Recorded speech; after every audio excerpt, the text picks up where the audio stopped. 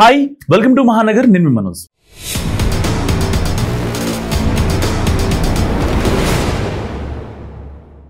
వేణుస్వామి పెద్దగా పరిచయం చేయాల్సిన పని లేని పేరు ఇది. నిజంగా మాట్లాడుకోవడం కూడా ఒక రకంగా బేస్ అని చెప్పుకోవచ్చు, అది వేరే విషయం.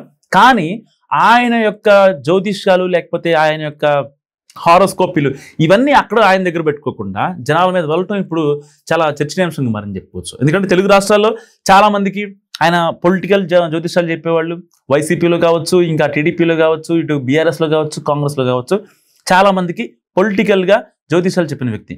కానీ చాలా మంది ఎవరైతే సినీ పరిశ్రమకు చెందిన వాళ్ళకి పూజలు చేయడం కానీ, ఇంకా యోని పూజలు చేయడం కానీ ఇలాంటివి వచ్చాయి. కానీ ఎంతో మంది నిజంగా మీ ఆఫీస్కి వాస్తు బాగాలేదు అని చెప్పించిన వాళ్ళు చాలా మంది ఉన్నారు.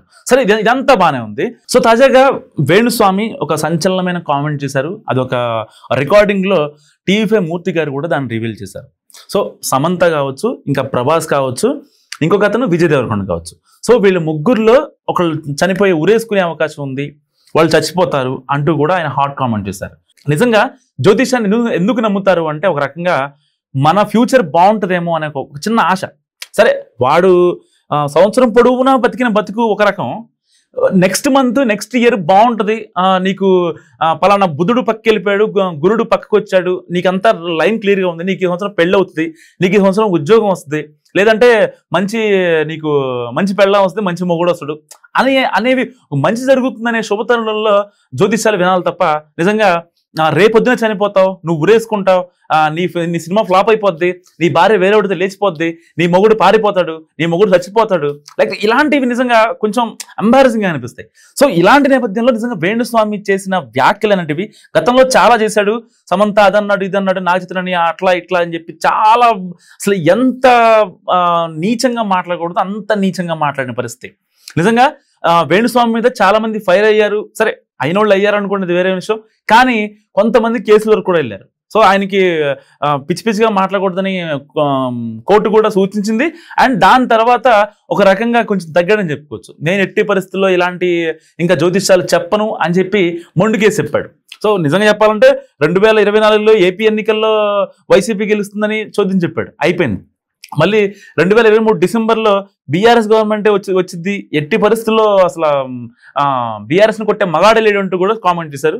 కట్ చేస్తే కాంగ్రెస్ గవర్నమెంట్ వచ్చింది. సో తర్వాత మొన్న ఈ మధ్య రీసెంట్గా కేటీఆర్ జైలుకు వెళ్తారంటూ కూడా ఆయన హాట్ కామెంట్ చేశారు. సో ఇలాంటి ఇన్ని కామెంట్ చేసిన వేణుస్వామిని ఎందుకు పట్టించుకోవాలి అనే దానికి ఒకే ఒక్క రీజన్, నిజంగా బురదలో పంది బతుకుతుంది, నువ్వు బతుకుతున్నావు అనే విధంగా చాలా మంది కామెంట్ చేస్తున్నారు. నిజంగా నీ గురించి ఎందుకు చెప్పుకోవు? నీ గురించి చెప్పుకోవచ్చు, నీ భార్య గురించి చెప్పుకోవచ్చు, అసలు నీకు పిల్లలు ఉన్నారో లేదో కూడా తెలియదు. మొన్న ఈ మధ్య స్విట్జర్లాండ్ వెళ్ళావు. సో అక్కడ కనీసం నీ పిల్లలను బయటకెళ్ళేవా లేదు, అసలు నీకు ఉన్నారో లేదో తెలియదు, నీ ఫ్యామిలీ ఎవరో తెలియదు. నిన్నేమన్నంటే మీ ఆవిడ బయటకు వస్తుంది, మీ ఆవిడ బయటకు వచ్చి మళ్ళీ మీడియాకి చాలా గట్టి కౌంటర్లు ఇస్తుంది, లేదంటే ఇంకొకరికి ఎవరైతే మీ మీద గట్టిగా మాట్లాడుతున్నారో సాటి జర్నలిస్టులు ఎవరైతే ఉన్నారో వాళ్ళ మీద స్ట్రింగ్ ఆపరేషన్ కావచ్చు, వాళ్ళ మీద పూజలు కావచ్చు, వశీకరణ పూజలు కావచ్చు, ఇలాంటివి చాలా చేస్తుంటారు.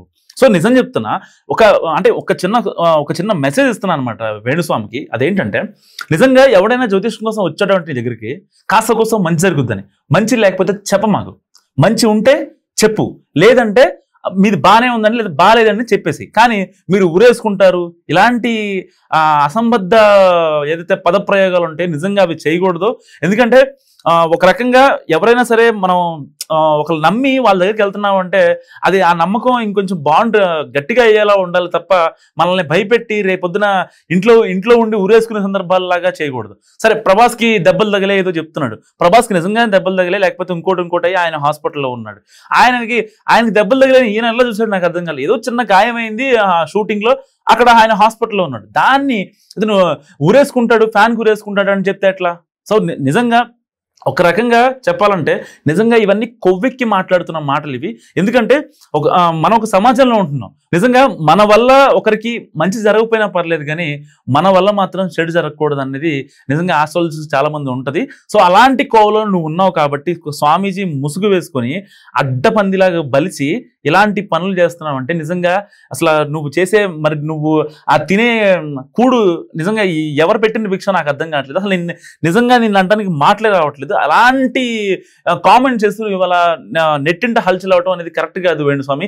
నిజం చెప్పాలంటే వేణుస్వామిని తిట్టని వాడంటూ లేడు. ఎందుకంటే జర్నలిస్ట్ సంఘాలు ఫైర్ అవుతున్నాయి, మహిళా సంఘాలు ఫైర్ అవుతున్నాయి, ఇంకా నార్మల్గా ఉండేటోళ్ళు అంటే కొంతమంది ఎవరైతే ఆయన దగ్గర పూజలు చేయించుకున్నారో ఆయన దగ్గర ఇప్పటికీ జ్యోతిష్యాలు చెప్పించుకుంటున్నారు. ఎందుకంటే నెక్స్ట్ ఉగాది ఉంది కదా, దానివల్ల చాలా మంది రావట్లేదు వాస్తవానికి. ఎందుకంటే దాంట్లో అన్ని పార్టీల వాళ్ళు ఉన్నారు, ఒక పార్టీ అని కాదు, అన్ని పార్టీల వాళ్ళు ఉన్నారు. కేవలం వాళ్ళు మళ్ళీ రేపొద్దున ఏమన్నా మారుతాడా లేకపోతే పూజలు ఏమైనా చేస్తాడా మేము వచ్చి అని చెప్పి చాలా మంది పొలిటికల్ నేతలందరూ కూడా భయపడుతున్నారు పరిస్థితి. అందువల్ల వాళ్ళు బయటకు వచ్చి మాట్లాడలేదు. నిజంగా వేణుస్వామి హిట్ లిస్ట్ తీస్తే కనుక చాలా మంది ఉంటారు, ఒకళ్ళు కాదు ఇద్దరు కాదు, దాదాపు 100 నుంచి 1000 మధ్యలో ఉంటారనమాట.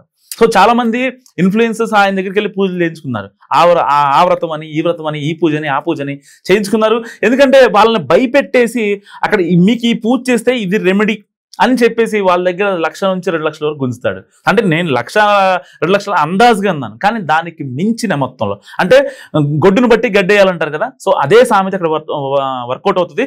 ఎందుకంటే వాళ్ళ స్టేజ్ని బట్టి, వాళ్ళ స్టేచర్ని బట్టి డబ్బులు తీసుకుంటా ఉంటాడు. సో ఇలాంటి వేణుస్వామిని ఏం చేయాలో మీరు నాకు కామెంట్ రూపంలో తెలియజేయండి. చూస్తూనే ఉండండి మహానగర్.